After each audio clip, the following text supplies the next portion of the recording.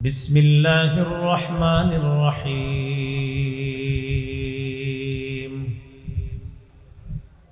يا أيها الذين آمنوا قوا أنفسكم وأهليكم نارا وقودها الناس والحجارة اللهم صل على محمد وعلى آل محمد كما صليت على إبراهيم وعلى آل إبراهيم إنك حميد مجيد اللهم بارك على محمد وعلى آل محمد كما باركت على إبراهيم وعلى آل إبراهيم إنك حميد مجيد اللهم إني أعوذ بك من شر لساني ومن شر سمعي ومن شر بصري ومن شر مني মাদ্রাসাতুস সুন্নাহ ঢাকা আদর্শপাড়া উত্তরখান ঢাকার উদ্যোগে আয়োজিত হাফেজ ছাত্রদের পাগড়ি প্রদান উপলক্ষে ওয়াজ মাহফিলের প্রধান মেহমান মুফতি কিফায়াতুল্লাহ আজহারি দামাত বারাকাতুহুল আলিয়া মুহতামিম জামিয়াতুল মানহাল উত্তরা ঢাকা প্রধান অতিথি জনাব হাজী মুস্তফা জামান সদস্য সচিব ঢাকা মহানগর উত্তর বিএনপি বিশেষ অতিথি জনাব মুস্তাফিজুর রহমান সেগুন সিনিয়র যুগ্ম আহ্বায়ক মহানগর উত্তর বিএনপি বিশেষ মেহমান আলহাজ জনাব মোহাম্মদ আতিক জামান ব্যবস্থাপনা পরিচালক প্যালেস গ্রুপ গুরুত্বপূর্ণ আলোচনা করেছেন মুফতি মামুন বিন মুখলেস ঢাকা মুহাদ্দিস জামিয়া আরাবিয়া রবিউল উলুম মাদ্রাসা মাওলানা বিন ইয়ামিন সাদিক সাবেক খতিব কষায়বাড়ি বাইতুর রব্বানী জামে মসজিদ মাহফিল বাস্তবায়নে আদর্শ পাড়া যুব সমাজ সভাপতি মুফতি শহীদুল্লাহ জামিয়া আশরাফিয়া মাহমুদুল উলুম মাদ্রাসা আশিয়ান সিটি আরজ গুজার মুফতি নূর আহমদ পরিচালক মাদ্রাসাতুস সুন্নাহ উপস্থিত হযরত উলামায়ে কেরাম মুসলমান ভাইয়েরা আল্লাহ তাআলার দরবারে শুকরিয়া আদায় করছি আল্লাহ আমাদেরকে এই মাহফিলে উপস্থিত হওয়ার তৌফিক দান করেছেন বলি আলহামদুলিল্লাহ 28 পারা 19 নম্বর পৃষ্ঠা সূরা তাহরিমের 6 নম্বর আয়াতে কারিমা তেলাওয়াত করেছি আয়াতে আল্লাহ তাআলা বলেন ইয়া আইয়ুহাল্লাযীনা আমানু কু আনফুসাকুম ওয়া আহলিকুম নারা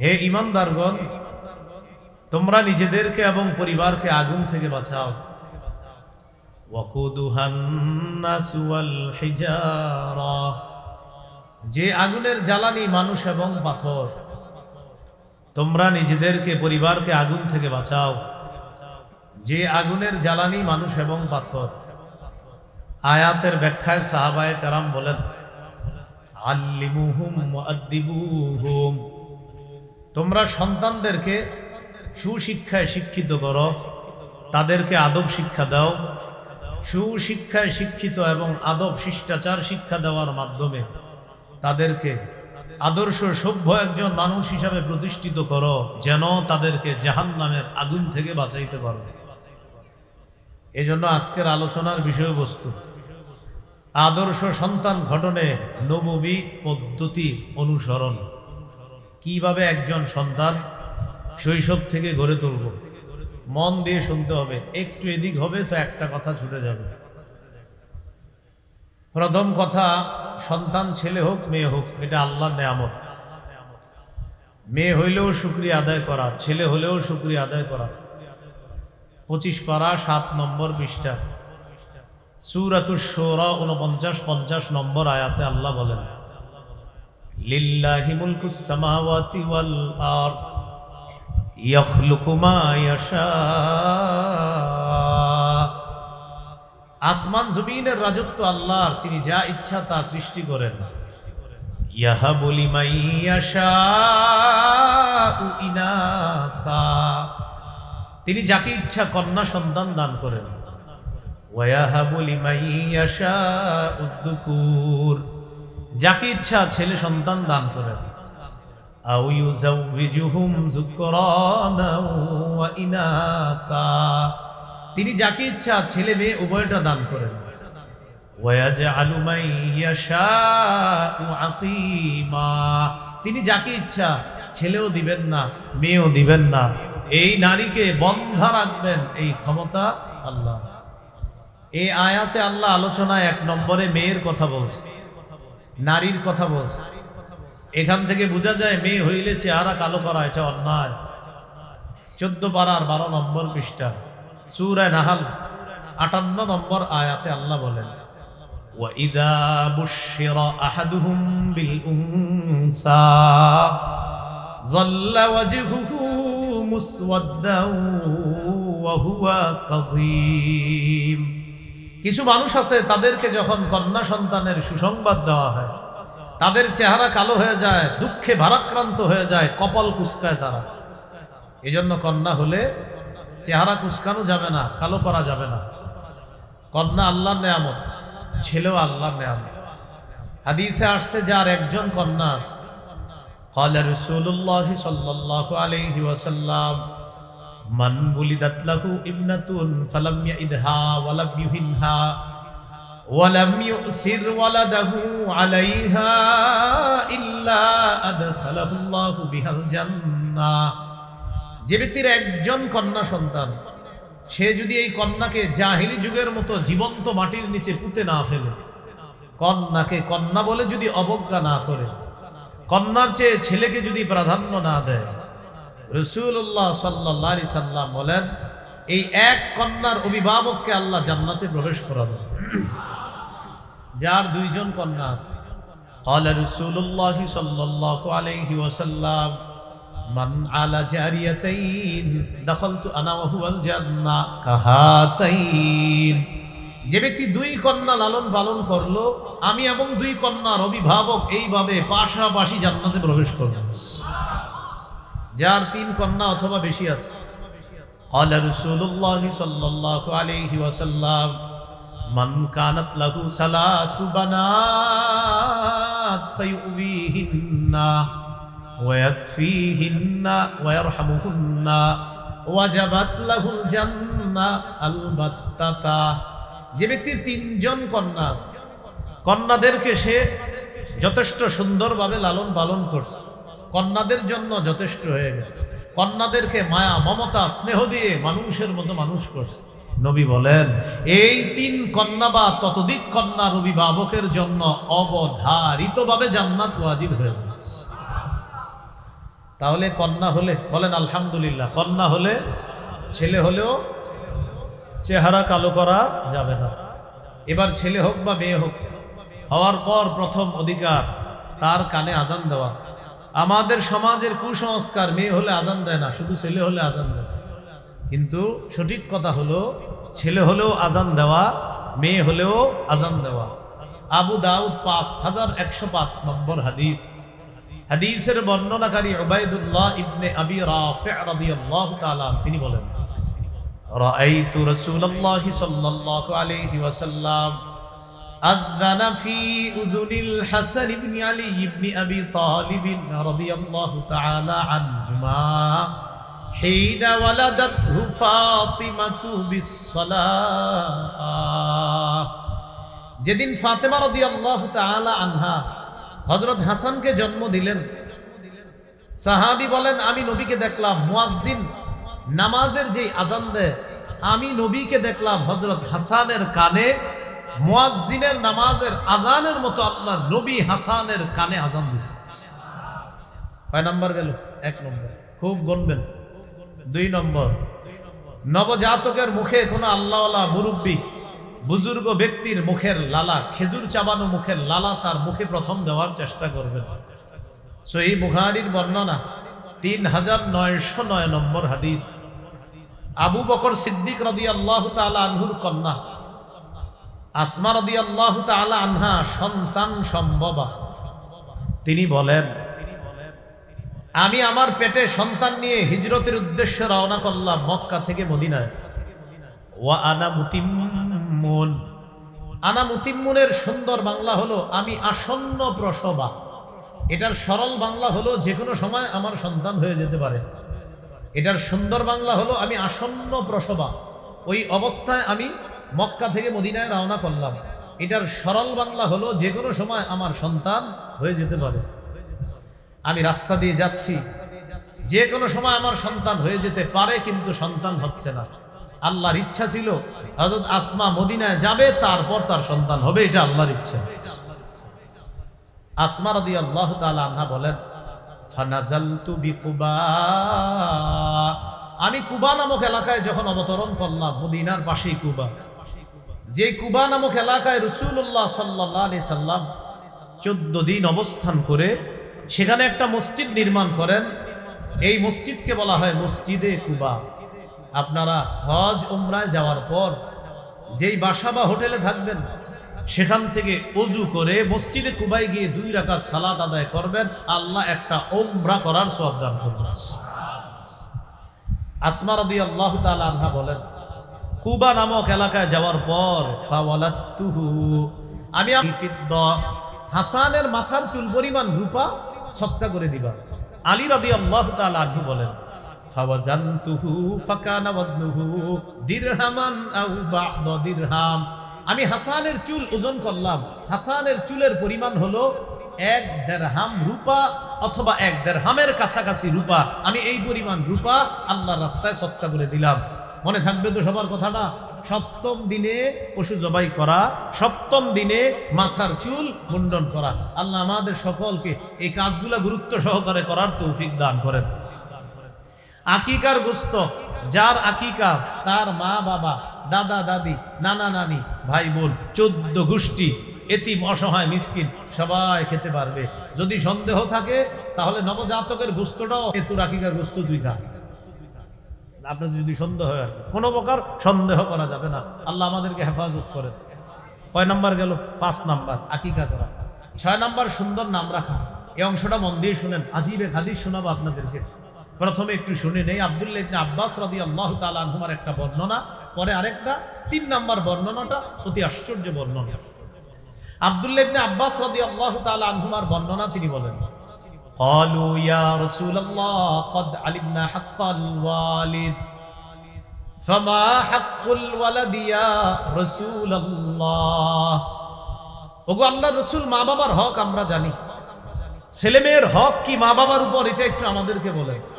فقال رسول الله صلى الله عليه وسلم أن يحسن اسما ويحسن أدبا। মা বাবার হক হলো সন্তানের সুন্দর নাম রাখা, সন্তানকে সুন্দর শিষ্টাচারের মাধ্যমে বড় করে তোলা। এটা মা বাবার হক। সন্তান এই হক মা বাবার কাছে পায়, এটা মা বাবার কর্তব্য। এই কর্তব্য মা বাবা আদায় করে। আবু দাউদের 4949 নম্বর হাদিস। قال رسول الله صلى الله عليه وسلم أحب الأسماء إلى الله عبد الله وعبد الرحمن। আল্লাহর কাছে সর্বাধিক পছন্দনীয় নাম হলো আব্দুল্লাহ, আব্দুর রহমান। এবার আশ্চর্য হাদিসটি শুনেন, শোনার পর আপনারা চিন্তা করবেন নাম অর্থবোধক রাখা কতটা গুরুত্বপূর্ণ। সহিহ বুখারী 6193 নম্বর হাদিস। সাঈদ ইবনুল মুসাইয়াব, এই নামটা একটু বলেন, বলেন সাঈদ ইবনুল মুসাইয়াব। আবার বলেন তো, বাস এবার শুনেন। মদিনার বড় বড় তাবিদের একজন, বড় ফকি মুফতিদের একজন, যিনি মদিনায় ফতুয়া দিতেন, যিনি সাহাবায়ে কেরামকে সরাসরি দেখছেন, অনেক বড় আলেম। তিনি বলেন, আমার দাদা নবীজির কাছে আসছে, আমার দাদার নাম হাজান। বলেন দাদার নাম কি? হাজান অর্থ দুঃখ। হাজান অর্থ কি? আমার দাদার নাম হাজান মানে দুঃখ। তো আমার দাদা নবীজির কাছে আসছে, নবীজি আমার দাদাকে বললেন, মাসমুকা, তোমার নাম কি? আমার দাদা বললেন, আমার নাম হাজনুন বা হাজান, আমার নাম দুঃখ। নবীজি বললেন, এটা কি হলো, তোমার নাম দুঃখ? বাল আনতা সাহলুন, তোমার নাম সাহলুন, তুমি সহজ, তুমি ওকে, তুমি নিরাপদ, তুমি সব ঠিকঠাক। এটা হলো সাহলুনের অর্থ। আর হাজানুন মানে দুঃখ, বালা, মুসিবত, বিপদ আপদ যা আছে এটার অর্থ হলো হাজনুন বা হাজান। এই কথা বলার পর তিনি কি বললেন? মা আনা বিমুগাইরিন ইসমান সাম্মানিহি আবি। আমার আব্বা আমার যেই নাম রাখছে এই নাম আমি পাল্টাবো না। আমার আব্বা দুঃখ নাম রাখছে, আমি দুঃখই রাখবো। হাজনুন অর্থ শক্ত, আর হাজান হইলে দুঃখ। হাজান হইলে দুঃখ আর হাজনুন হইলে শক্ত। আমার আব্বা আমার নাম রাখছে শক্ত, আমি এটাই রাখবো, আব্বার নাম আমি পাল্টাবো না। সাঈদ ইবনুল মুসাইয়াব বলেন, আমার দাদা নাম না পাল্টানোর কারণে ফামা জালাতিল হুজুনাতু ফিনা বা'দু, আমাদের বংশে পরবর্তী প্রজন্মের পর প্রজন্ম দুঃখ লেগেই থাকতো, দুঃখ লেগেই থাকতো। আমার দাদা নাম না পাল্টানোর কারণে নামের প্রভাব আমাদের পরবর্তী প্রজন্মের উপর পড়ছে। আমরা শুধু দুঃখ দুর্দশার মধ্যে সব সময় আমাদের বিপদ আপদ লেগেই থাকতো নবীর কথা শুই না নামটা না পাল্টানোর কারণে। তাহলে নামের প্রভাব আছে না নাই? এই জন্য ওলামায়ে হযরতদের পরামর্শ নিয়ে নাম রাখবেন। বলেন ইনশাআল্লাহ। যে কোনো জায়গা থেকে দেখাই নাম রাখবেন না, আলেমদের পরামর্শ নিয়ে নাম রাখবো। আল্লাহ তৌফিক দান করেন। কয় নাম্বার গেল? 6। 7 নাম্বার, শিশুকে উপনামে ডাকা। এগুলার চর্চা এখন আমাদের মধ্যে নাই, আগে ছিল। আবু তাহের, আবুল কাসেম, আবু উমায়ের, এগুলা হলো উপনাম। আবু দাউদের হাদিস 4969 নম্বর হাদিস। আনাস রাদিয়াল্লাহু তাআলা আনহু বলেন, আমাদের বাসায় নবীজি প্রায় সময় আসতেন। আমার এক ছোট ভাই আছে, আমার ভাইয়ের একটা পাখি ছিল, এই পাখির সাথে আমার ভাই খেলাধুলা করত।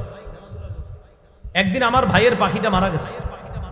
নবীজি আমাদের বাসায় আসছে, রাআহু হাজিনান, নবীজি দেখলেন আমার ভাইয়ের মনটা খারাপ। প্রশ্ন করলেন, মা শানুহু, ওর কি হয়েছে? বাসার সবাই বললেন, হুজুর মাতা নুগরুহু, ওর পাখিটা মারা গেছে। ফাকাল রাসূলুল্লাহ সাল্লাল্লাহু আলাইহি ওয়াসাল্লাম, ইয়া আবা উমাইর মা ফাআলান নুগাইর, ও আবু উমাইর, নুগাইর কি করলো? ছোট্ট পাখিটা কি করলো? ছন্দের মতো মিলায়া বললেন, ইয়া আবা উমাইর মা ফাআলান নুগাইর, ও আবু উমাইর, তোমার ছোট্ট পাখিটার কি হলো? কি করলো এটা? আহা, এভাবে মারা গেল। নবী এটা বলার পর এই ছোট্ট মানুষটার মনটা খুশি হয়ে গেছে। আল্লাহ রাসূল শিশুটাকে সুন্দর দুটি ছন্দ বলে তার মনটা খুশি করে দিয়েছে। এখানে ইয়া আবা উমাইর বলছে, এটা হলো উপনাম। এটাকে কি বলে? উপনাম। এই উপনামে ডাকা এটাও একটা সুন্নাহ। কত গেল? 7।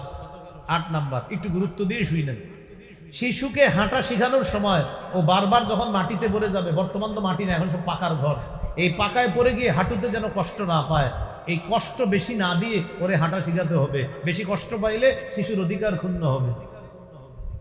আবু দাউদ 1109 নম্বর হাদিস।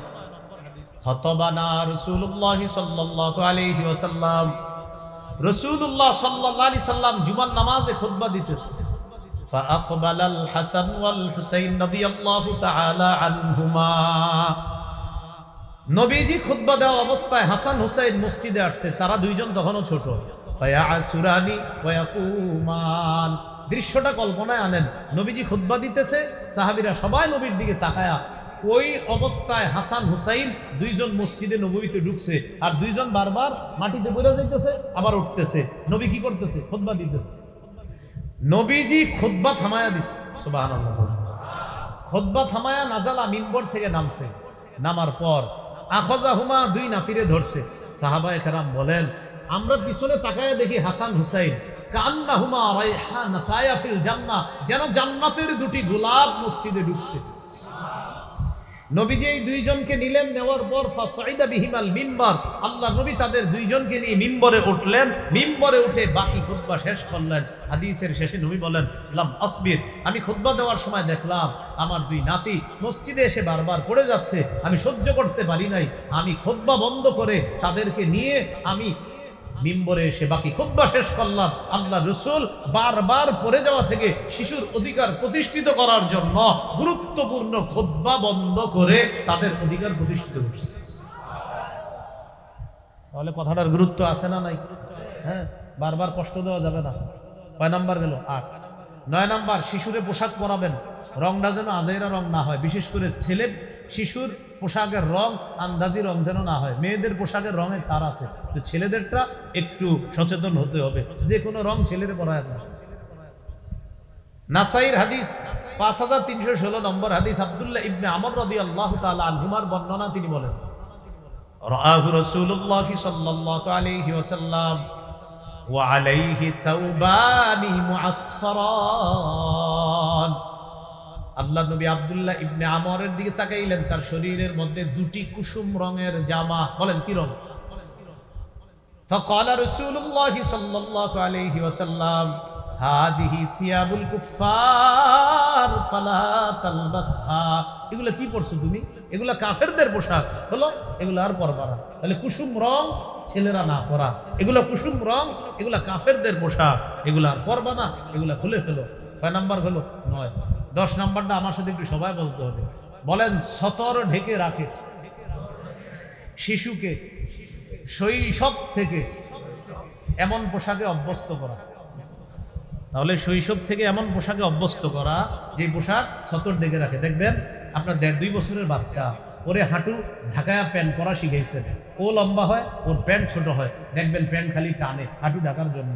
ওর মাথায় ঢুকে গেছে ঘটনা কি, আমার হাঁটু তো ঢাকনা থাকে, এটা খোলা কেন? ওর মাথায় ঢুকে গেছে, ও বারবার এটা টানে। শুকরিয়া আদায় করবেন যে রব আপনার শিশু সন্তানের মাথায় অতি আশ্চর্য সুন্দর একটা বিষয় দিয়ে দিয়েছে। সূরা আরাফের 26 নম্বর আয়াতে আল্লাহ বলেন, ইয়া বানি আদম ক্বাদ আনজালনা আলাইকুম লিবাসাই ইউয়ারি সাওআতিকুম ওয়ারিশা। হে আদম সন্তান, আমি তোমাদেরকে পোশাক দিলাম, এমন পোশাক যেই পোশাক তোমাদের লজ্জাস্থান ঢেকে রাখে, ওয়ারিশা এবং সৌন্দর্যতার কারণ, ওয়ালিবাসুত তাকওয়া যালিকা খায়র, তাকওয়ার পোশাক সর্বোত্তম পোশাক, তাকওয়ার পোশাক সর্বোত্তম পোশাক। কয় নাম্বার গেল? 10। 11 নাম্বার, বলেন সাদা পোশাক সর্বোত্তম পোশাক। এই সাদা পোশাকে শিশুকে অভ্যস্ত করা। আবু দাউদের হাদিস 4061 নম্বর হাদিসের বর্ণনা, ক্বালা রাসূলুল্লাহ সাল্লাল্লাহু আলাইহি ওয়াসাল্লাম ইলবাসু মিন সিয়াবিকুমুল বায়াস ফাইন্নাহা খায়রু সিয়াবিকুম। নবীজি বলেন, তোমরা সাদা পোশাক পরবা, সাদা পোশাক সর্বোত্তম পোশাক। ওয়াকাফিনু ফিহা মাউতাকুম, তোমরা তোমাদের মৃতদেরকে সাদা পোশাকে কাফন দাফনের ব্যবস্থা করবা। তাহলে জীবিতরা সাদা পোশাক পরবা, মৃতদেরকে সাদা পোশাক পরায়া কবরে রাখবা।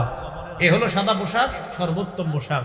12 নাম্বার, শিশুকে এমন পোশাকে অভ্যস্ত না করা যেই পোশাক থেকে অহংকারের গন্ধ বের হয়, অহংকারী পোশাকে তাকে অভ্যস্ত না করা। ক্বালা রাসূলুল্লাহ সাল্লাল্লাহু আলাইহি ওয়াসাল্লাম কুলু ওয়াশরাবু ওয়া তাসাদ্দাকু ওয়ালবাসু মা লাম ইখালিতহু মাখিলাতুন আও ইসরাফ।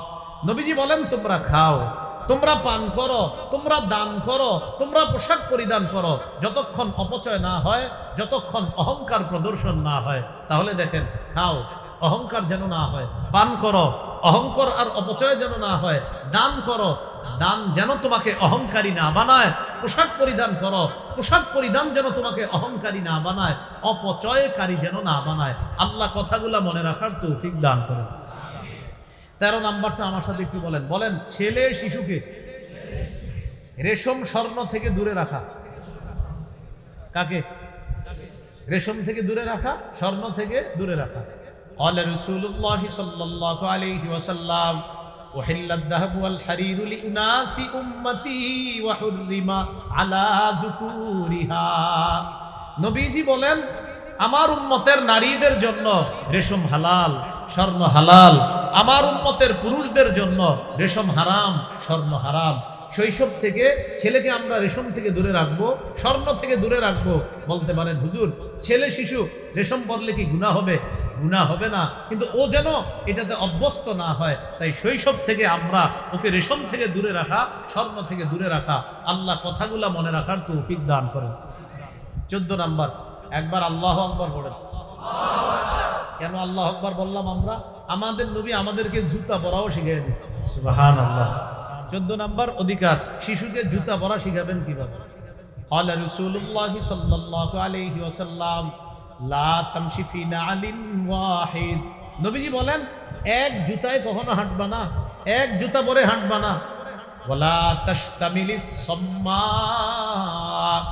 এক কাপড়ে পুরো শরীর ঢাকবা না, মানে আপনার শরীরে আর কাপড় নাই, এক কাপড়ে পুরো শরীর ঢাকছেন, এরকম আপনিও করবেন না, শিশুকে শিখাবেন না। আর কি করবে না? ওয়ালা তাদা ইহদা রিজলাইকা আলাল উখরা ইদাস্তালকাইতা, যখন তুমি চিত হয়ে শুইবা তখন এক পায়ের উপর আরেক পা রাখবা না। চিত হয়ে শুইলে পায়ের উপর পা রাখা নাড়াইনি আমরা, নিষেধ নিষেধ নিষেধ। ওয়ালা তাদা ইহদা রিজলাইকা আলাল উখরা ইদাস্তালকাইতা, যখন তুমি চিত হয়ে শো এক পা আরেক পায়ের উপর রাখবা না। এটা শিশুকে শিক্ষা দেওয়া, ও যেন ছোটবেলা থেকে এরকম পা নাড়ানোর স্বভাব ওর না হয়, এটা শৈশব থেকে শিক্ষা দেওয়া। তাহলে চিত হয়ে শুইলে পা নাড়াবে না। আরেকটা হলো উপর হয়ে শোয়া, শিশু যদি উপর হয়ে শোয় ওরে ওইভাবে শুইতে দিবেন না। নবীজি বলেন উপর হয়ে শোয়া এটা জাহান্নামীদের শোয়া, আল্লাহ এটা পছন্দ করে না।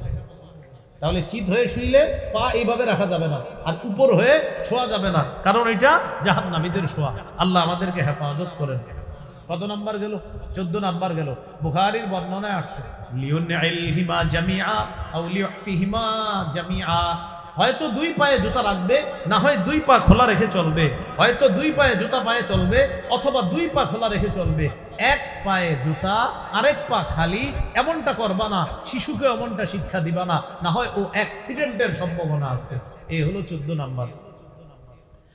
15 নাম্বার, সব কিছু ডান দিক থেকে করা শিক্ষা দিবেন।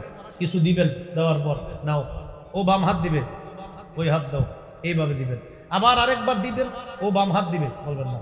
একবার দুইবার করার পর দেখবেন হঠাৎ আপনারে এইভাবে বাম হাত দিয়ে বলবে, ও নিজে এমন করবে, এইভাবে এইভাবে ওরে আপনি শিক্ষা দেন শৈশব থেকে, সবকিছু ডান দিক থেকে। সহিহ বুখারী 168 নম্বর হাদিস। আন আয়েশা সিদ্দিকাহ রাদিয়াল্লাহু তাআলা আনহা কানা রাসূলুল্লাহ সাল্লাল্লাহু আলাইহি ওয়াসাল্লাম ইউজিবুহু তায়াম্মুন ফিত তানাউলি ওয়াত তারাজ্জুলি ওয়া তুহুরিহি ওয়া ফি শানিহি কুল্লি। রাসূলুল্লাহ সাল্লাল্লাহু আলাইহি সাল্লাম সব কিছু ডান দিক থেকে পছন্দ করতেন।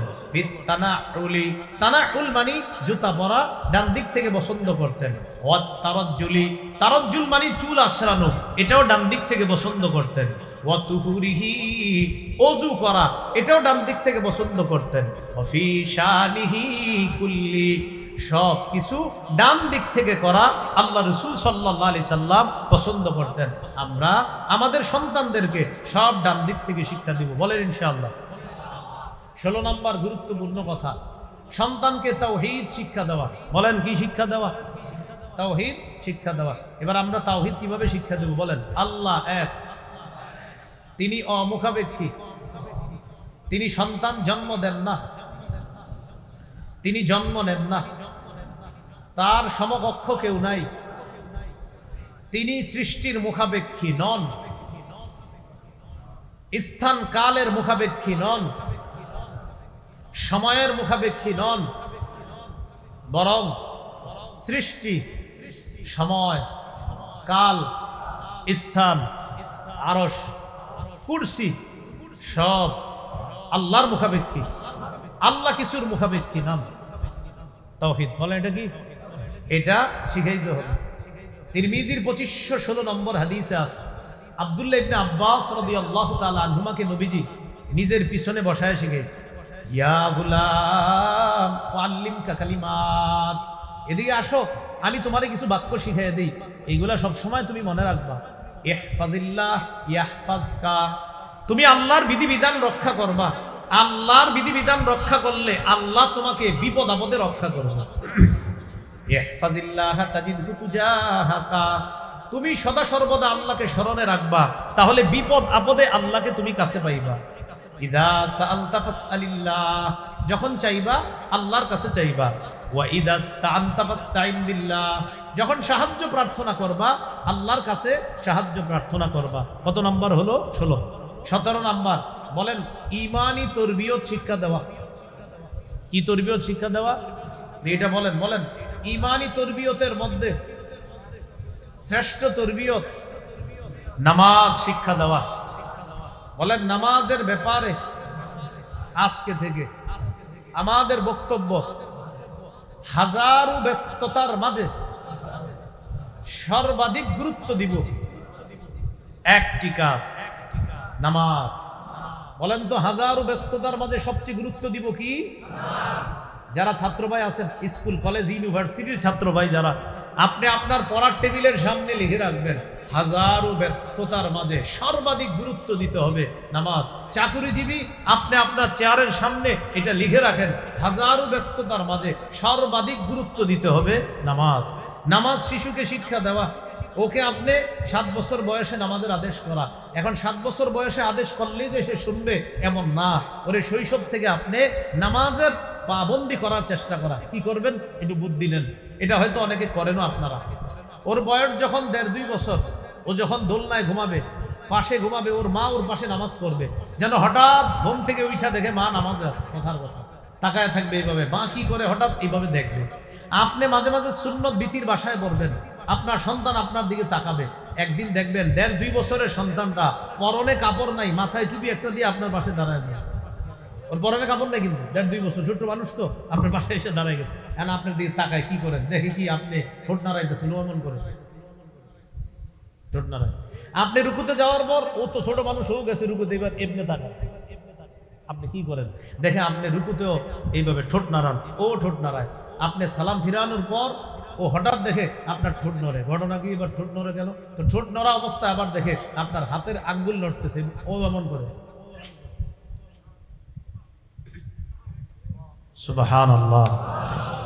এইভাবে শিশুকে আপনি শিক্ষা দেন, কার্টুন না শিখায়, তাহলে ও নামাজি হয়ে যাবে। 7 বছর বয়সে আদেশ করলেই শুনে ফেলবে। قال رسول الله صلى الله عليه وسلم مروا أولادكم بالصلاة وهم أبناء 7 سنين। বয়স যখন 7 হয়, সন্তানকে নামাজের আদেশ করো। ওয়াদরিবুহুম আলাইহা ওয়া হুম আবনাউ 10 সিনিনা। বয়স যখন 10 হয়, তাদেরকে নামাজের ব্যাপারে প্রয়োজনে মৃদু আঘাত করো। কত গেল? 17। 18 নাম্বার, মসজিদে শিশুর উপস্থিতিকে গুরুত্ব দেওয়া, তারে মসজিদ থেকে তাড়িয়ে না দেওয়া। শিশুরা মসজিদে আসলে ওদেরকে তাড়িয়ে না দিয়ে ওর উপস্থিতি গুরুত্ব দেওয়া। কথার কথা, 6-7 বছরের শিশু মসজিদে আসছে, আপনারা অভিভাবক যারা নিয়ে আসবেন, আপনারা বুদ্ধি করবেন, ওদেরকে একসাথে দাঁড় করাতে দিবেন না নামাজে। 5-6 জন শিশুকে একসাথে দাঁড়াতে দিবেন না। একসাথে যদি 5-6 জন শিশু দাঁড়ায়, ওরা মসজিদে এলাকায় রাখবে না, অন্য কোথাও নিয়ে যাবে। কিন্তু এই জন্য আপনি কি করবেন? একজন অভিভাবক আপনার শিশুকে নিয়ে এক কোনায় দাঁড়াবেন, আরেক অভিভাবক আরেক পিলারের পাশে, আরেক অভিভাবক আরেক কোনায়। এইভাবে আপনারা প্রত্যেক অভিভাবক শিশুকে নিয়ে আলাদা দাঁড়ান। যখন রুকুতে যাবেন, ওদের নেটওয়ার্ক ঠিক থাকবে। এইভাবে নেটওয়ার্ক দেখবেন চালু রাখছে, কিন্তু দুষ্টামি করতে পারতেছে না। কেন? ঘটনা কি? ওই যে আলাদা আলাদা দাঁড় করাইছে। তাহলে ওদের উপস্থিতিটা গুরুত্ব দিয়ে ওদেরকে বের করে না দেওয়া, বরং ওদেরকে কিভাবে মসজিদে ধরে রাখা যায় এই চেষ্টা করা। রাসূলুল্লাহ সাল্লাল্লাহু আলাইহি সাল্লাম বলেন, ইদা আম্মা আহাদুকুমুন নাস ফালইউখাফফিফ। তোমাদের কেউ যখন মানুষের ইমামতি করবা, তখন 4 শ্রেণীর প্রতি লক্ষ্য রেখে নামাজটা একটু সহজ করার চেষ্টা করবা। ইমাম সাহেব নামাজ সহজ করবে কয় শ্রেণীর প্রতি লক্ষ্য রেখে? আরো জোরে বলেন। ফাইন্না ফীহিমুদ দাঈফা। কেননা ইমামের পিছনে মুসল্লিদের মাঝে দুর্বল মুসল্লি আছে, ওয়াল মারিদা, মুসল্লিদের মাঝে অসুস্থ ব্যক্তি আছে, ওয়াস সাগীরা, মুসল্লিদের মাঝে ছোট মানুষ আছে, ওয়াল কাবীরা, মুসল্লিদের মাঝে বৃদ্ধ ব্যক্তি আছে, অসুস্থ, দুর্বল, ছোট, বৃদ্ধ। এই 4 শ্রেণীর প্রতি লক্ষ্য রেখে নবী বলেন, ও ইমাম সাহেব, তুমি নামাজ একটু সহজ করো এই 4 শ্রেণীর প্রতি লক্ষ্য রেখে। বলেন 4 শ্রেণীর মধ্যে শিশুর কথা আসেনি? তাহলে শিশুকে কি মসজিদ থেকে তাড়িয়ে দেওয়া না ধরে রাখা? হ্যাঁ, কখনো দুষ্টামি করলে ওরে আপনি ডাইরেক্ট কিছু না বলে ওর বাবারে বলবেন, কারণ শিশুরে আপনি বললে ওর লাগে, ওর বাবা বললে অতটা মাইন্ড করবে না, আপনি বললে যতটা মাইন্ড করবে। এজন্য আপনি ওরে না বললে হয়তো ইমাম সাহেবরে জানান, না হয় ওর বাবা ওর দাদারে জানান, দেখবেন ইনশাল্লাহ ঠিক হয়ে যাবে। এই হলো 18 নাম্বার অধিকার, মসজিদে শিশুর উপস্থিতি গুরুত্ব দেওয়া। 19 নাম্বার, শিশুকে কোরআন শিক্ষা দেওয়া। কি শিক্ষা দেওয়া? মাশাআল্লাহ, উলামায়ে কেরাম এখানে অনেক আছেন, মসজিদের ইমাম সাহেব, সেক্রেটারি কমিটি সাহেবরা আছেন, সভাপতি সাহেবরা। এরকম 1000 মাহফিলের করার চাইতে মসজিদের বক্তব্যের গুরুত্বটা আরো বাড়ানো, এটা আরো বেশি দামি কাজ। মসজিদের বক্তব্য, মসজিদ ভিত্তিক বক্তব্য, এটা জিন্দা করেন। আগে 150-200 ছাত্র হইতো মসজিদের বক্তব্য। শোনেন, মাদ্রাসায় যে ছেলেগুলা পড়ে ওদের টার্গেট ওরা মাওলানা মুফতি মুহাদ্দিস হবে, কিন্তু যেই ছেলেটার বাবা নিয়োগ করছে ওরা ডাক্তার বানাবে, মেয়েটাকে ডাক্তার বানাবে। এই ছেলে মেয়েটা যেন কোরআনের বিশুদ্ধ শিক্ষা মসজিদের বক্তব্য থেকে শিখতে পারে। তাই উত্তরখানবাসীর প্রতি আমার আবদার, প্রতিটা মসজিদের বক্তব্যকে আপনারা জিন্দা করেন। হাতে পায়ে ধরে বলছি, হাজারো মাহফিলের চেয়ে অনেক দামি কাজ হবে এটা। বক্তব্য জিন্দা করেন, বক্তব্য জিন্দা করেন, বক্তব্য জিন্দা করেন। কারণ ওখানে ব্যারিস্টার ওই বক্তব্যের ছাত্র হবে, ইঞ্জিনিয়ার ওই বক্তব্যের ছাত্র হবে, ডাক্তার ওই বক্তব্যের ছাত্র ছাত্রী হবে। কারণ তারা তো মাদ্রাসায় পরে পড়বে না, এই জন্য ওরে শৈশবে এখান থেকে বিশুদ্ধ কোরআনের শিক্ষাটা দেওয়া। ইমাম সাহেবরা আছেন, ওলামা হজরতরা আছেন, এই বিষয়গুলা আপনাদেরকে হাত জোর করে আমি প্রতি এলাকায় যাচ্ছি, আলোচনা যেই বিষয়ে করি এই কথাটা আমি বলে আসতেছি। বক্তব্যের গুরুত্ব বাড়ানো দরকার। বক্তব্যের গুরুত্ব বাড়িয়ে আমাদের দেশকে নাস্তিকতা থেকে মুক্ত করতে হবে। বক্তব্যের গুরুত্ব বাড়াতে হবে ইনশাআল্লাহ। যে ছেলের সিনা আমরা কোরআন দিয়ে দিতে পারবো, ও নাস্তিকতার দিকে যাবে না ইনশাআল্লাহ। আল্লাহ আমাদেরকে কথাগুলো মনে রাখার তৌফিক দান করুন। তিরমিজির হাদিস 2909 নম্বর হাদিস, قال رسول الله صلى الله عليه وسلم خيركم من تعلم القرآن وعلمه। তোমাদের মধ্যে সর্বোত্তম ওই ব্যক্তি যে কোরআন শিখে অন্যকে শিখায়। দেখেন, আপনারা একটু মন দিয়ে শুনেন। হামজা লাম জবর আল, হামিম জবর হাম, আল হাম, দাল পেশ দু, আল হামদু।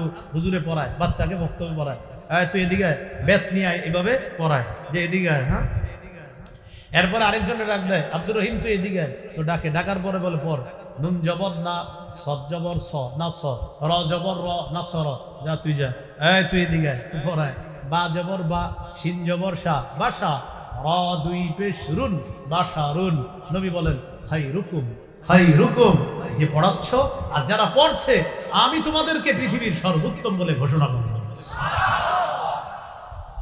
এই কথা মনে থাকবে তো ইনশাআল্লাহ?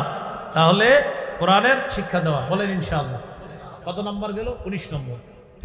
20 নম্বর অধিকার, শিশুকে তার সাথে খেলাধুলা করা। এই বাবা যারা আছেন, বাসায় অফিস থেকে বাসায় যখন আসবেন, আসার পর আল্লাহর হস্তে এই জিনিসটারে একটু ডয়ারে রাইখা দেন, রাইখা শিশুর সাথে একটু খেলাধুলা করে দেন। আপনি বাসায় এসেও কি করেন? বারান্দায় গিয়া দরজাটা লাগায় বসে থাকে, উনি খুব ব্যস্ত মানুষ, ওই আবার ওই জিনিসটা নিয়ে বসে, বাক্সটারে নিয়ে বসে, ওইটা দিয়ে না বইসা শিশুর সাথে একটু খেলাধুলা করে। ও ছোট মানুষ, আলিফ বাতাসা পড়ে, সরু সরায়া পড়তেছে, ক খ পড়তেছে, ওর পাশে বসেন। বসার পর দেখবেন ও কয়ের জায়গায় গ বলবে, গয়েরে বলবে চ, এরকম বলবে। আপনি বলবেন মাশাআল্লাহ সুন্দর হয়েছে, আরো যেন সুন্দর হয়। এইভাবে ওর সাথে খেলেন, ও খুব খুশি হবে যে আমার সুন্দর হয়েছে। আসলে জিনরে বলছে বা, বায়ারে বলছে তা, তারপরে বলতেছেন মাশাআল্লাহ মাশাআল্লাহ অনেক সুন্দর, আরো সুন্দর হবে। এইভাবে শিশুর সাথে আপনি খেলেন, ঘরের মধ্যে ওর সাথে একটু খেলাধুলা করেন। যদি তুমি 3 লাইন পড়ো, তাহলে তোমার সাথে আমি খেলবো, এইগুলো ওরে বলো, ওর সাথে এইভাবে খেলেন। সবাই সবাই সবাই সময় দেন শিশুদেরকে, সবাই সময় দেন। আমি দূর দূরান্তে মাহফিলে না যাওয়ার এটা একটা অন্যতম কারণ আমার হাজারো ব্যস্ততার মাঝে পরিবার একটা ব্যস্ততা। আমার কাঁচা বাজার নিজে সদাই করি, আমি বাজার সদাই যা আছে মুরগি কাঁচা ইত্যাদি পাকনা সব আমি করে দিই। এই জন্য আমি দূরে প্রোগ্রামে যাই না। আমার ব্যাপারে সবাই একটা নাখোশ আছে, দূরে যাই না কেন? আমি দূরে যাই না মানে পরিবারের সময় দিয়ে, মাদ্রাসার সময় দিয়ে, বাজার সদাই ইত্যাদি করে আমি প্রায় 3টা-4টার দিকে গিয়ে মোটামুটি ভাবে আমার মোটামুটি পারিবারিক ব্যস্ততা শেষ হয়ে এরপর অন্য কোথাও রওনা হতে হয়। বিষয়টা আজকে বলে দিলাম, ভবিষ্যতে যেন আপনাদের সবার খেয়াল থাকে, যারা দূর দূরান্তে নেওয়ার আগ্রহ প্রকাশ করে, অর্থাৎ মানে কি যেন না নেন। এই হলো 20 নম্বর, শিশুর সাথে খেলাধুলা করা। ইবনে মাজার 144 নম্বর হাদিস, রাসূলুল্লাহ সাল্লাল্লাহু আলাইহি সাল্লাম তার এক সাহাবীর বাসায় দাওয়াতের উদ্দেশ্যে বের হলেন। সাহাবী নবীজিরে দাওয়াত দিয়েছে, খুব মন দিয়ে শুনবেন হাদিসটা। ওয়া হুসাইনুন ইয়ালআবু ফিস সিক্কা, মদিনার গলিতে নবীর নাতি হুসাইন রাদিয়াল্লাহু তাআলা আনহু খেলাধুলা করতেছে। সুবহানাল্লাহ।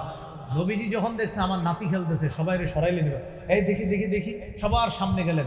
যেই মাত্র নাতি তার নানাকে দেখছে, ইয়াফিরুহা হুনা ওয়া ইয়াফিরুহা হুনা, হযরত হুসাইন তার নানাকে দেখার পর একবার ডানে পালায়, আরেকবার বামে পালায়। যেই মাত্র নানাকে দেখছে এদিকে পালায়, আবার এদিকে পালায়। নবীজিও পিছনে পিছনে দৌড়াইতেছে ধরার জন্য। একবার এদিকে ধরতে চায়, আবার দৌড়ে অন্য দিক দিয়ে পালায়, নবীজি আবার ওই দিকে যায়। হাদিসের ভাষ্যটা দেখেন, ইউলাইবুহু, নবী তার ছোট্ট নাতির সাথে খেলতেছে, ওয়ায়ুদাহিকুহু, নাতির সাথে হাসাহাসি করতেছে। এক পর্যায়ে নাতিকে ধরে ফেললেন, থুতনির নিচে এক হাত রাখলেন, আরেক হাত মাথা তালুতে রেখে বললেন, হুসাইনুল মিন্নি ওয়া আনা মিন হুসাইন, হুসাইন আমার থেকে, আমি হুসাইনের থেকে। আহাব্বাল্লাহু মান আহাব্বা হুসাইনান, আমার হুসাইনকে যে ভালোবাসে আল্লাহ তাকে ভালোবাসে। শিশুর সাথে খেলা, দাদারা আছেন না, আপনারাও খেলতে হবে শিশুর সাথে, দাদা নানারা বাবা শিশুর সাথে খেলাধুলা করতে হবে, তখন দেখবেন ও ইলেকট্রনিক মিডিয়ায় আসক্তি হবে না। এ হলো 20 নম্বর। 21 নম্বর, শিশুকে ভালোবাসা। আগের হাদিসটা কোন সাহাবীর ব্যাপারে বলছি? হযরত হুসাইন। এবার একটা হযরত হাসানকে নিয়ে বলি, সুবহানাল্লাহ পড়েন। হ্যাঁ, সহিহ বুখারীর 5884 নম্বর হাদিস। নবীজি বাজার থেকে বাসায় আসছে, আসার পর বললেন, আইনা লুকা, লুকা কোথায়? বলেন লুকা, বলেন লুকা। লুকা অর্থ হ্যাংলা পাতলা শিশু, মানে আমার হ্যাংলা পাতলা ভাই কোথায়? হাসান কোথায়? হ্যাংলা পাতলা ভাইটা কোথায়? হযরত হাসান আসছে নানার কাছে। লুকা মানে হ্যাংলা পাতলা। হযরত হাসান রাদিয়াল্লাহু তাআলা আনহু হ্যাংলা পাতলা ছিল। তো আসছে, আসার পর নবীজি ইলতাজামা, এইভাবে জড়ায়া ধরছে। ধরার পর বললেন, আল্লাহুম্মা ইন্নী উহিব্বুহু, আল্লাহ আমি হাসানকে খুব ভালোবাসি। ফাআহিব্বা, আল্লাহ আপনি আমার হাসানকে ভালোবাসেন। ওয়া আহিব্বা মাই ইউহিব্বু, আল্লাহ পৃথিবীর যে আমার হাসানকে ভালোবাসবে আপনি তাকে ভালোবাসেন। আবু হুরায়রা রাদিয়াল্লাহু তাআলা আনহু বলেন, এই কথাটা নবীর মুখে শোনার পর, আল্লাহ রাসূল বিদায় নেওয়ার পর সবচাইতে আমার কাছে যে পছন্দের মানুষটা ছিল সে ছিল হযরত হাসান। সুবহানাল্লাহ। কয় নাম্বার গেল? 21। 22 নম্বর, শিশুকে চুমা দেওয়া। বলেন কি দেওয়া? শিশুকে চুমা দেওয়া। দেখেন নবীজির একজন সাহাবী আকরা বিন হাবেস রাদিয়াল্লাহু তাআলা, সহিহ বুখারীর 5997 নম্বর হাদিসে আছে, তিনি বলেন, ইন্নালি আশারাতাম মিনাল ওয়ালাদ, আমার 10 জন সন্তান আছে, মা ক্বাব্বালতু আহাদাম মিনহুম, আমি আমার এক সন্তানকেও চুমা দেই না। নবীজি বললেন, এটা কি বলো তুমি? হুজুর জি, আমি আমার কাউরে চুমা দিই না সন্তানদেরকে। নবীজি বললেন, মানে তোমার শিশু সন্তানকে তুমি চুমা দিবে না তো কে দিবে? নবীজি বললেন, মান লা ইয়ারহাম লা ইউরহাম, মনে রাখবা যে দয়া করে না তার প্রতি দয়া করা হয় না। তুমি যদি শিশুর প্রতি দয়া না করো তাহলে তোমার প্রতিও কিন্তু দয়া করা হবে না। কয় নাম্বার গেল? 22 নম্বর, শিশুকে চুমু দিতে হবে, ছেলেকে, ছোট্ট মেয়েকে চুমু দিতে হবে। 23 নম্বর, শিশুকে রানে বসাবেন। রানে, আল্লাহ যদি আপনাকে 2টা শিশু সন্তান দিয়ে থাকে, কথার কথা, একটাকে এক রানে আরেকটাকে আরেক রানে বসাবেন। সহিহ বুখারী 6003 নম্বর হাদিস। উসামা ইবনে যায়েদ রাদিয়াল্লাহু তাআলা আনহুর বর্ণনা, তিনি বলেন, কানা রাসূলুল্লাহ সাল্লাল্লাহু আলাইহি ওয়াসাল্লাম ইয়াকুযুনি ওয়া ইউকঈদুনি আলা ফাখিযিহি ওয়া ইউকঈদুল হাসানা আলা ফাখিযিহিল উখরা। নবীজি আমাকে এক রানের উপর বসাইতেন, হযরত হাসানকে আরেক রানের উপর বসাইতেন। উসামা ইবনে যায়েদ সম্পর্কে নবীজির পালক পুত্রের ছেলে, তার মানে নবী তার দাদা হন, আর হযরত হাসানের কি হয়? নানা। তাহলে এক রানের মধ্যে দাদার নাতি, আরেক রানের মধ্যে নানার নাতি। সুবহানাল্লাহ বলেন। মানে নবীজির এক রানে তার সম্পর্কে, মানে দাদা হয় নবীজি, আর আরেক রানে হযরত হাসান সম্পর্কে নানা হয়। এবার দেখেন নবী কি করলেন। নবী 2 নাতিকে এইভাবে জড়ায়া ধরে বললেন, আল্লাহুম্মা রহমহুমা ফাইন্নী আরহামুহুমা, আল্লাহ এই 2 জনকে আমি খুব ভালোবাসি, আপনি এই 2 জনের প্রতি দয়া করেন, রহম করেন। এখন বলেন, এই সুন্নাহটা আমরা আদায় করতে পারি? শিশুকে আপনি কোলে নেন, আপনার 2টা বাচ্চা আছে, শিশু সন্তান, আপনি ওরে যদি একজন থাকে একজনকে রানে বসান, বসায় জড়ায় ধরেন, এরপর আল্লাহকে বলেন, আল্লাহ আমি আমার এই সন্তানটাকে খুব মায়া করি, আল্লাহ আপনিও তার প্রতি দয়া করেন, সুন্নাহ আদায় হয়ে যাবে। কয় নম্বর গেল? 23। 24 নম্বর, শিশুকে স্নেহ করা। বলেন শিশুকে কি করা? অন্যের শিশুকেও স্নেহ করবেন। কিছু মানুষ আছে সমাজে শুধু নিজের শিশুকে স্নেহ করে, আরেকজনের শিশু হেরে দেখলে ভয় পায়, মানে এমন ভাবে চেহারা কইরা রাখে, ওনারে দেখলেই ভয় পায়, মনে হয় ওনার ভাব সাবে উনি এশিয়া মহাদেশ চালায়, আসলে কিন্তু উত্তর খান চা দোকানের সামনে বসে রয়েছে, কথার কথা, কিন্তু ওনার দিকে শিশুরা দেখলেই ভয় পায়, এমন ভাবে তাকায় থাকে ভাব সাব, মানে কয় এর চেহারাটাই এমন। এরকম কিন্তু না করা, অন্যের শিশুকে স্নেহ করা। তিরমিজির হাদিস 1920 নম্বর হাদিস, قال رسول الله صلى الله عليه وسلم من لم يرحم صغيرنا ولم يعرف شرف كبيرنا فليس منا, যে ব্যক্তি ছোটকে স্নেহ করে না আর বড়কে শ্রদ্ধা করে না সে আমাদের অন্তর্ভুক্ত না। তাহলে যে কোনো শিশুকে আমরা স্নেহ করব, মায়া করব। একটা শিশুকে মসজিদে গিয়ে দেখছেন আপনি, ওর দিকে তাকায় একটা হাসি দেন, সমস্যা কি বলেন? আপনার কি টাকা খরচ হবে হাসিটা দিতে? হ্যাঁ, কত নাম্বার গেল ভাই? 24 নম্বর। 25 নম্বর, শিশুর সাথে কখনো মিথ্যা কথা না বলা, গুরুত্বপূর্ণ আলোচনা। শিশুর সাথে সদা সর্বদা সত্য কথা বলা, ওর সাথে কখনো মিথ্যা কথা না বলা। আবু দাউদ 4991 নম্বর হাদিস। আব্দুল্লাহ বিন আমির রাদিয়াল্লাহু তাআলা আনহু বলেন, দাআতনি উম্মি ওয়া রাসূলুল্লাহ সাল্লাল্লাহু আলাইহি ওয়াসাল্লাম ফি বাইতিনা। আমার আম্মা আমাকে ডাকলেন, ওই মুহূর্তে নবী আমাদের বাসায় ছিলেন। আমার আম্মা আমাকে ডেকে বললেন, তাআল উতিকা, আব্বু এদিকে আসো, তোমাকে কিছু দিব। যেটা আমরা বলি, বাবা এদিকে আসো, আম্মু এদিকে আসো, মজা দিব। আসার পরে মজা দেন নাই, মিথ্যা কথা। আপনার নামে আল্লাহর কাছে একটা মিথ্যা কথা লেখা হবে। এই যে বাচ্চারে বলেন, আব্বু এদিকে আসো, আম্মু এদিকে আসো, মজা দিব, আসার পরে যদি না দেন, আপনার নামে একটা মিথ্যা কথা লেখা হবে। 4991, আবু দাউদের হাদিস। নবীজি বললেন, আচ্ছা তুমি যে তোমার ছেলেকে ডাকলা, মা আরত্তি আন তুআতিহি, তুমি তোমার ছেলেকে কি দিবা? তিনি জবাব দিলেন, উতিহি তামারা, হুজুর আমি আমার ছেলেকে খেজুর দিব। নবী বললেন, আসলে খেজুর দিবা? তখন তিনি বললেন, হুজুর জি আসলে খেজুর দিবা। নবী বললেন, লাউলাম তুতিহি শাইআ, ছেলেকে ডাকার পর যদি তুমি তাকে খেজুর না দিতা, কিছু না দিতা, কুতিবাত মিনকি ইনদাল্লাহি কাযিবা, আল্লাহর কাছে তোমার নামে একটা মিথ্যা কথা লেখা হয়ে যেত। বলেন শিশুদের সাথে এই মিথ্যা কথা কত বলি আমরা? না, বলা যাবে না। মিথ্যা বললেন না শিশুদের, প্রয়োজনে কান্না করুক, মিথ্যা আশ্বাস দিয়েন না। ঠিক আছে তো ইনশাল্লাহ? হ্যাঁ। 26 নম্বর, ফল ফলাদি ইত্যাদি যখন খাই আমরা, ভালো জিনিস খাই, শিশুকে প্রথমে অগ্রাধিকার দেওয়া। গাছের প্রথম ফল নবীজির কাছে হাদিয়ে আসতো, হাদিসে আসছে, উতিয়া রাসূলুল্লাহ সাল্লাল্লাহু আলাইহি ওয়াসাল্লাম বিবাকুরাতিল ফাকিহা, গাছের প্রথম ফলটা নবীজির কাছে হাদিয়া দিত। সাহাবায়ে কেরাম প্রথম ফলটা নবীজিরে হাদিয়া দিতেন। নবী দোয়া করতেন, আল্লাহ প্রথম ফলে যে বরকত দেন, শেষ ফলেও বরকত দান করুন। সুম্মা ইউতিহা মান ইয়াকুনু ইনদাহু মিনাস সিবিয়ান, নবীর পাশে থাকা কোন শিশুকে আল্লাহ নবী ওই ফলটা দিয়ে দিতেন। নবীর পাশে থাকা কোন শিশুকে কি করতেন? ফলটা দিয়ে, নাও তুমি খাও। প্রথমে দোয়া করতেন, এরপরে নবীজি ওই ফলটা শিশুকে দিতেন, নাও তুমি খাও। গেল কয় নাম্বার? 26। ইনশাআল্লাহ শেষ করে দিব, আর একটু ধৈর্য ধরুন। 27 নাম্বার, বলেন বালখিল্লতা। বলেন বালখিল্লতার সুযোগ দেওয়া শিশুকে। বালখিল্লতা কাকে বলে? দাড়ি ধরে টানবে, চুল ধরে টানবে, আপনার জামা ধরে টানবে, এটার সুযোগ শিশুকে দেওয়া, আপনি ধমক না দেওয়া। সহিহ বুখারী 5993 নম্বর হাদিস। উম্মে খালেদ রাদিয়াল্লাহু তাআলা আনহা, তার থেকে বর্ণনা, তিনি বলেন, আতাইতু রাসূলুল্লাহ সাল্লাল্লাহু আলাইহি ওয়াসাল্লাম মা আবি, আমি আমার আব্বার সাথে নবীজির কাছে গেলাম। যাওয়ার পর ওয়া আলাইয়া কামিসুন আসফার, আমার শরীরে একটা হলুদ জামা ছিল, হলুদ জামা। মেয়েদের হলুদ জামা সমস্যা নাই তেমন, কিন্তু ছেলেদেরকে রঙের ক্ষেত্রে সতর্ক, আগেও বলছি, মেয়েদের রঙে ছাড় আছে। আমার গায়ে একটা হলুদ জামা দেখে নবী বললেন, সানা সানা, বলেন না একটু? সানা সানা, এটা হলো হাফসি ভাষা, এটার আরবি হলো হাসানা, সুন্দর সুন্দর, মাশাআল্লাহ জামাটা সুন্দর সুন্দর। এই মেয়ে তিনি বলতেছেন, ফাজাহাবতু আলআবু বিখাতামিন নবুওয়া, আমি নবীজির মোহরে নবুয়ত নিয়ে খেলা করা শুরু করলাম। নবীজির এই কাদের মধ্যে একটা মোহরে নবুয়ত আছে, যেটা আমাদের নবী শেষ নবী হওয়ার দলিল। উনি বলেন, আমি ছোট মানুষ ছিলাম, ছোট মেয়ে, আমি কি করলাম? আমি নবীজির এই মোহরে নবুয়ত নিয়ে খেলা করা শুরু করে দিলাম। আমার আব্বা আমারে ধমক দিস, জাজারানি আবি, আব্বা শাসালেন, ধমকালেন, নবীজির মোহরে নবুয়তে ধরে। নবীজি বললেন, আরে মিয়া রাখো, দা হা, মেয়েটাকে সুযোগ দাও, ও মোহর নিয়ে খেলুক, সুযোগ দাও, খেলো। হ্যাঁ, ও মোহর নিয়ে খেলো, ও মোহরে নবুয়ত নিয়ে খেলো, তুমি সুযোগ দাও, ওটা ধমক দিও না। তাহলে এইভাবে দাড়িতে ধরবে বাচ্চারা, পাঞ্জাবিটা টান দিবে, ওরে একটু সুযোগ দিবেন, যতক্ষণ দাড়িতে ব্যথা না পাইবেন একটু সুযোগ দিবেন।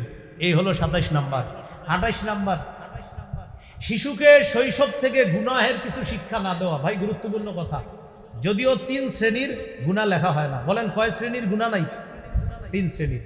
ক্বালা রাসূলুল্লাহ সাল্লাল্লাহু আলাইহি ওয়াসাল্লাম, রুফিআল কলামু আন সালাসা, 3 শ্রেণীর থেকে কলম উঠিয়ে নেওয়া হয়েছে। 3 শ্রেণীর গুনাহ লেখা হয় না। 1 নাম্বার, আনিন নাইমি হাত্তা ইস্তাইকিজা, ঘুমন্ত ব্যক্তি জাগ্রত হওয়ার আগ পর্যন্ত তার কোনো গুনাহ নাই। 2 নাম্বার, ওয়া আনিল মুবতালা হাত্তা ইয়াবরা, পাগল ব্যক্তি সুস্থ না হওয়া পর্যন্ত তার কোনো গুনাহ নাই। 3 নাম্বার ওয়া আনিস সাবিয়্যি হাত্তা ইয়াকবারা, শিশু বালেগ না হওয়া পর্যন্ত তার কোনো গুনাহ নাই। তবে আমরা তাকে গুনাহ শিখাবো না। কেন? শৈশব থেকে গুনাহ শিখলে, কার্টুন দেখা শিখলে আস্তে আস্তে এগুলা থেকে সে অভ্যস্ত হয়ে যাবে। বলেন আমরা কার্টুন দেখাবো না, বলেন আমরা কার্টুন দেখাবো না, বলেন সবাই বলেন। সবাই বলে না কেন জানেন? বাচ্চারে কার্টুন দেখায় খানা খাওয়ায়। এগুলো করেন না, আল্লাহর রাস্তায় এগুলো করেন না। বাচ্চাকে কার্টুন দেখায় খানা খাওয়ায় না, না না এগুলো করবেন না, আল্লাহ হেফাজত করেন। ঘরের সামনে লিখে দিবেন এই বাসায় বাচ্চাদের সামনে মোবাইল চালানো নিষেধ, বিশেষ করে স্মার্টফোন চালানো এই বাসায় নিষেধ। যেন অতিথিরা যখন আপনার বাসায় আসবে দরজার মধ্যে যেন লেখাটা দেখতে পায়, এই বাসায় বাচ্চাদের সামনে মোবাইল চালানো নিষেধ। এটা যেন অতিথিরা দেখে আর পরে ঘরে ঢুকে, তারপরে আপনার বাচ্চাদের সামনে তারা আর মোবাইল চালাবে না। মজার ব্যাপার, আমার বাসার সামনে এটা লেখা আছে এবং লেমিনেটিং বড় কাচে আপনার কাচের ইয়া করে ওটা টানানো আছে। এই বাসায় বাচ্চাদের সামনে মোবাইল চালানো নিষেধ। আপনি বলতে পারেন হুজুর আপনি কেন বলছেন? আমার বাসার সামনে লেখা, তাই বললাম। আজকে আপনাদের এই যে আলোচক মাওলানা মামুন বিন মুখলেস, ওনার কাছেও আছে, উনি জানে এই তথ্য যে আমার বাসার সামনে যেটা লেখা, ওই বাসায় এটা জিজ্ঞেস না, খালি লেখা আছে কি এটা জিজ্ঞেস গেল। কয় নাম্বার? হ্যাঁ 29 নম্বর 28 নম্বর 28 নম্বর গুনাহের কিছু শিক্ষা না দেওয়া। 29 নাম্বার খেলায় মগ্ন শিশুকে সরাসরি বাধা না দেওয়া। খেলায় মগ্ন একটা শিশু খেলতেছে বাচ্চাদের সাথে, সবাই একসাথে, বাচ্চাদের খেলা দেখলেও সুন্দর লাগে, ছোট্ট ছোট্ট বাচ্চারা, হঠাৎ গিয়ে বাধা না দেওয়া। তুই কার ছেলে, এরকম না বলা, আস্তে, যদি ওরে প্রয়োজন হয় আস্তে সরাইয়া দেয়। কিন্তু প্রথমে গিয়ে যদি ডাইরেক্ট বাধা দেন ওর মেধায় সমস্যা দেখা দিতে পারে, এই জন্য ওরে সরাসরি গিয়ে জোরে বাধা না দেওয়া। আনাস রাদিয়াল্লাহু তাআলা আনহু বলেন, নবীজি আমারে এক কাজে পাঠাইছে, আমি দেখি শিশুরা খেলতেছে, আমি ওদের সাথে খেলা শুরু করে দিচ্ছি। নবীজি আমারে খুঁজতে খুঁজতে বাইরেছে, আরে এতক্ষণ আগে পাঠাইলাম, কোথায় গেল? আয়েশা দেখে কি আল আবু মাআল গিলমান, সহিহ মুসলিমের হাদিস, দেখে কি সহিহ মুসলিমের 6272 নম্বর হাদিস। মাদ্রাসার পাঠ্যপুস্তক অনুসারে আপনার 3033টা হাদিস হবে, আর আপনারা যারা পকেটের উস্তাদ চালান ওই উস্তাদ অনুযায়ী 6272 নম্বর হাদিস। এই হাদিসের মধ্যে আছে হযরত আনাস রাদিয়াল্লাহু তাআলা আনহু বলেন, আমি বাচ্চাদের সাথে খেলাধুলা শুরু করলাম। নবীজি আসছে, আসার পর দেখে আমি খেলতেছি। নবীজি আমারে ডাইরেক্ট বাধা না দিয়ে কি করলেন? সাল্লামা আলাইনা, আমাদের সব শিশুদেরকে নবী একটা সালাম দিলেন। সুবহানাল্লাহ, আসসালামু আলাইকুম, মানে শিশুদেরকে। আপনি চিন্তা করেন শিশুদেরকে এই এলাকার বড় আলেম যদি একটা সালাম দেয়, আসসালামু আলাইকুম, ওদের মনটা কত খুশি হবে যে এলাকার বড় একজন আলেম ওদেরকে সালাম দিচ্ছে, ইমাম সাহেব ওদেরকে সালাম দিচ্ছে, এলাকার এমপি সাহেব ছোট্ট ছোট্ট শিশুরা খেলতেছে ওদেরকে বলছে আসসালামু আলাইকুম, কত খুশি হবে ওরা। তো শিশুদেরকে, খেলায় মগ্ন শিশুকে প্রথমে গিয়ে সরাসরি বাধা না দিয়ে আস্তে ওরে সুন্দরভাবে যদি প্রয়োজন হয় বাসায় আনার, আস্তে আনবো। আল্লাহ আমাদেরকে এই অধিকারটা মনে রাখারও তৌফিক দান করুন। 30 নাম্বার, শিশুকে তার মায়ের থেকে আলাদা করার নিয়ত করেন না। বিবির সাথে রাগ হয়ে বলছেন তোরে আলাদা করে দিন, হ্যাঁ নাউজুবিল্লাহ, আপনার ছেলে আছে মেয়ে আছে, বলতেছে আমার ছেলে মেয়ে, ওদের থেকেও তোরে আলাদা করবো না, এগুলো করেন না। তিরমিজির হাদিস 1566 নম্বর হাদিস, রাসূলুল্লাহ সাল্লাল্লাহু আলাইহি সাল্লাম বলেন, মান ফাররাকা বাইনা ওয়ালিদাতিন ওয়া ওয়ালাদিহা, কেউ যদি মা আর তার শিশুর মাঝে পার্থক্য করে দেয়, ফাররাকাল্লাহু বাইনাহু ওয়া বাইনা আহিব্বাতিহি ইয়াউমাল কিয়ামা, কিয়ামতের ময়দানে ওই ব্যক্তি আর তার প্রিয়জনদের মাঝে আল্লাহ পার্থক্য করে দিবে, আল্লাহ পৃথক করে দিবে। তুমি যেমন দুনিয়াতে এক মায়ের কোল থেকে শিশুকে ছিনায় আনিছো, কিয়ামতের ময়দানে প্রিয়জনদের কাছ থেকে আমি আল্লাহ তোমাকে ছিনায় নিব, তাদের থেকে তোমাদেরকে আলাদা করে দেব। কত নম্বর গেল? 30। 31 নম্বর, শিশু আর তার বাবা পাশাপাশি বসা, শিশু আর তার অভিভাবক পাশাপাশি বসা। আপনি হঠাৎ আইসা শিশুরে সরাই ওখানে বসেন না, ওরে ওর অভিভাবকের সাথে থাকতে দেন, আপনি অন্য পাশে বসেন, ওদের মাঝখানে বসবেন না।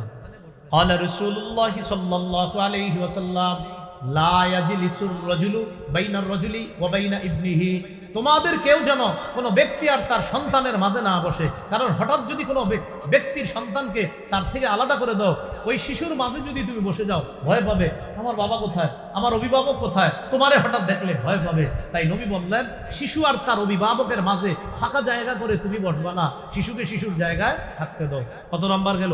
31। 32 নম্বর, শিশুর জন্য দোয়া করা। বলেন সবাই, শিশুর জন্য কি করা? সুবহানাল্লাহ, কি করা বলেন তো? হ্যাঁ, আপনি আপনার ছেলের জন্য দোয়া করবেন, মেয়ের জন্য দোয়া করবেন।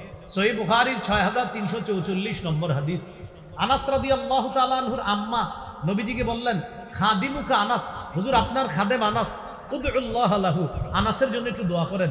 নবী বললেন আল্লাহুম্মা আকসির মালাহু ওয়া ওয়ালাদাহু, আল্লাহ আনাসের সম্পদ বাড়ায়া দেন, আনাসের সন্তান বাড়ায়া দেন।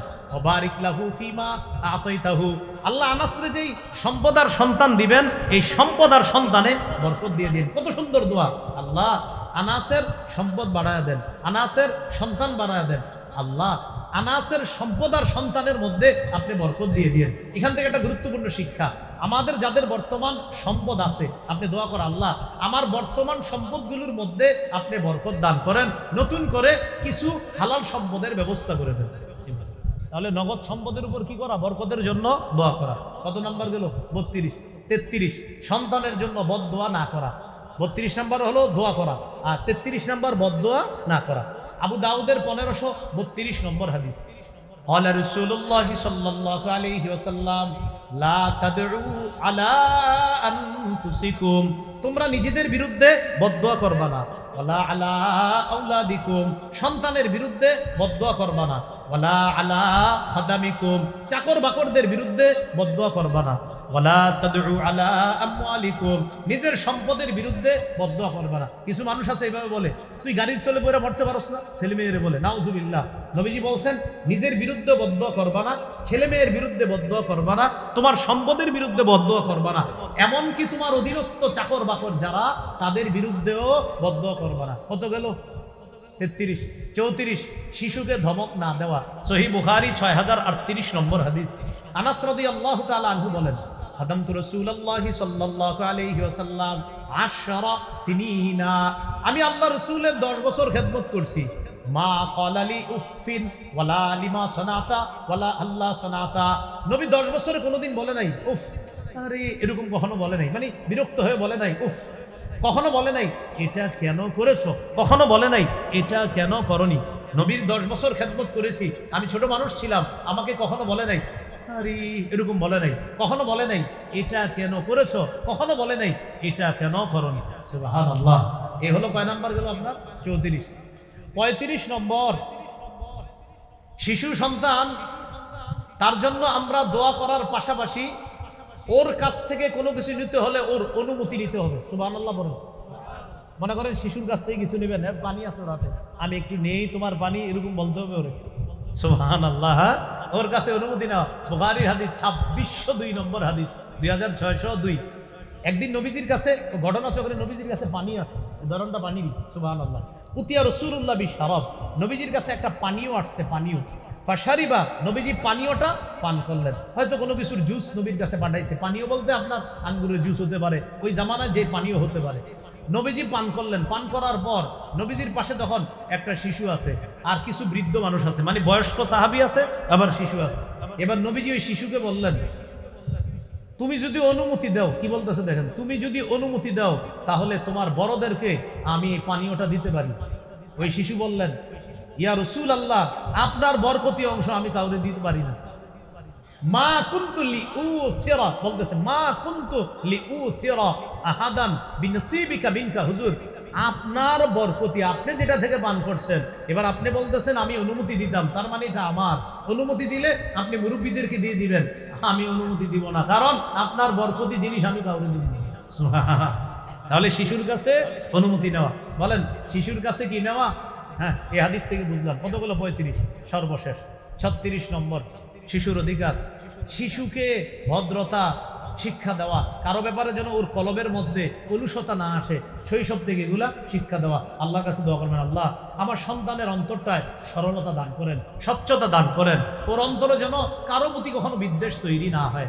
আনাস রাদিয়াল্লাহু তাআলা আনহু বলেন নবীজি আমাকে বলেছেন, তিরমিজির 2678 নম্বর হাদিস, 2678, নবীজি আমাকে বলেছেন এই ছেলে, হে বৎস, এইভাবে বলেছেন, শোনো, ইন কাদারতা আন তুসবিহা ওয়া তুমসিয়া ওয়ালাইসা ফি কলবিকা রিশুন লিআহাদিন ফাফাল, তুমি যদি পারো যে তোমার সকালটা এমন হয়েছে তোমার অন্তরে কারো প্রতি কোনো রকমের কলুষতা নাই, কারো প্রতি তোমার কোনো বিদ্বেষ নাই, তোমার রাতটা যদি এমন হয় যে কারো প্রতি তোমার কোনো বিদ্বেষ নাই, তুমি এমনটাই করবা। মানে তোমার রাত যেন হয় বিদ্বেষ মুক্ত রাত, তোমার দিন যেন হয় বিদ্বেষ মুক্ত দিন, তোমার অন্তরে যেন কারো প্রতি কোনো কলুষতা না থাকে। নবী বললেন শোনো বালক, জালিকা মিন সুন্নতি, এই যে তোমারে শিখাইলাম এটাই আমার সুন্নত, কারো প্রতি কলুষতা না রাখা এটাই আমার সুন্নত।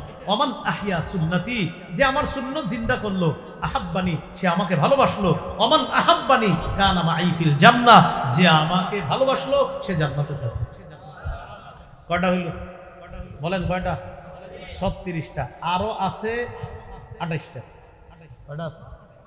এই 36টা হলো শিশুর একটু বড় হওয়া পর্যন্ত, বাকি 28টা হলো মোটামুটি 7 বছর 8 বছরের পর থেকে। বাকি 28টা আমার কিতাব আছে মিম্বরের আমানত, ওখান থেকে পড়ে নিয়েন বাকিগুলো ইনশাল্লাহ। মিম্বরের আমানতে পড়ে নেবেন বাকি 28টা। এই 28টার পরে আরো অধিকার আছে। প্রথম খণ্ডে পাবেন এই 36টা আর 28টা, কয়টা? 64টা। এই 64টা প্রথম খণ্ডে পাবেন মিম্বরের আমানতে।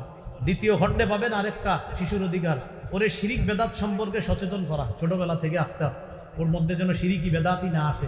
ছোট্টবেলা থেকে ওরে বুঝাইতে হবে যে কিছু বেদাতরে আপনি ঘৃণা করবেন, যেন ও বুঝে বাবা তুমি এটা দেখতে পারো না কেন, আপনি বলবেন এটা সঠিক না, ও যেন বুঝতে পারে শৈশব থেকে।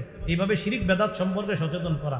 3 নম্বর খণ্ডে আছে হালাল হারাম সম্পর্কে ধারণা দেওয়া, এটা হালাল এটা হারাম। আপনি হঠাৎ একটা খাদ্য খাবেন না, কথার কথা ও বলবে এটা খাইলে না কেন, তো আপনি বলবেন এটা হারাম, এটা আল্লাহ নিষেধ করছে, ও যেন বুঝতে পারে যে হারাম জিনিস আমি খাবো না। এটা আছে 3 নম্বর খণ্ডে।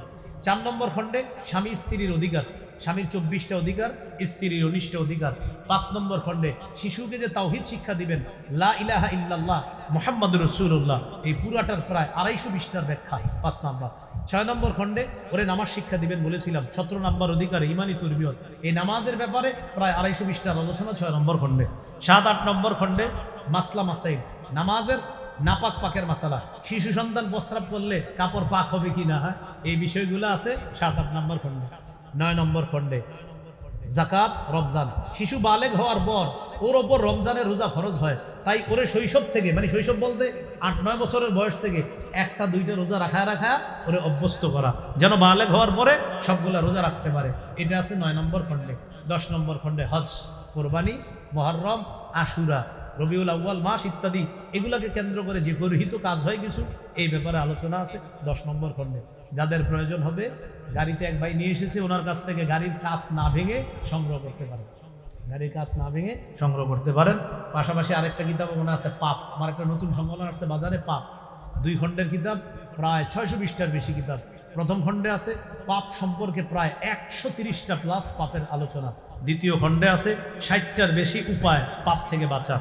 প্রথম খণ্ডে আছে পাপ কি, দ্বিতীয় খণ্ডে পাপ থেকে বাঁচার উপায়। 2 খণ্ড মিলে প্রায় 600 পৃষ্ঠার বেশি। প্রয়োজন হলে সংগ্রহ করতে পারেন। ভাইয়ের কাছ থেকে না পেলে কোনো লাইব্রেরিওয়ালাদেরকে বলবেন, ওরা আপনাকে এনে দিবে। আমিন ওয়া আখিরু দাওয়ানা ওয়া আলহামদুলিল্লাহি রাব্বিল আলামিন। একজনে একটা লেখা দিছে, আমার 4 বছরের শিশু আবু সুফিয়ান ক্যান্সারে আক্রান্ত, তার জন্য দোয়া চাই। আমরা দোয়া করবো আল্লাহ তাআলা যেন তার এই শিশুকে ক্যান্সার থেকে হেফাজত করেন। হয়তো তার কিছু আছে, কারো কথাবার্তা আছে, না শেষ করে দিব?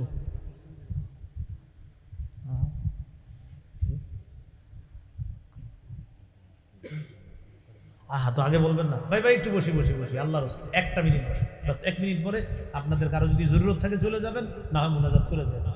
1 মিনিটে আমি একটা আবদার জানাবো, মাদ্রাসার জন্য 1 মিনিটে যদি কেউ দান করেন তিনিও বসেন, যদি কেউ দান না করেন তিনিও বসেন, আমরা উঠবো না। 1 মিনিট। আর রুমাল নিয়ে যাবে আপনাদের সামনে। বড় নোট যদি দিতে চান আল্লাহর রাস্তায় ওইটার মধ্যে দেন, ছোট নোট ওইটার মধ্যে দিয়ে দেন ইনশাল্লাহ। নতুন করে আপনারা অনেকে আসছেন শেষের দিকে, ওটার মধ্যে শরীক হন। ভাই একটু মাদ্রাসার পক্ষ থেকে একটু আমরা ভাইজান আপনাকে একটু জানামাজ নিয়ে হবে, একটু খেদমত করেন মাদ্রাসার, কষ্ট নিয়েন না, একটু মাদ্রাসার জন্য।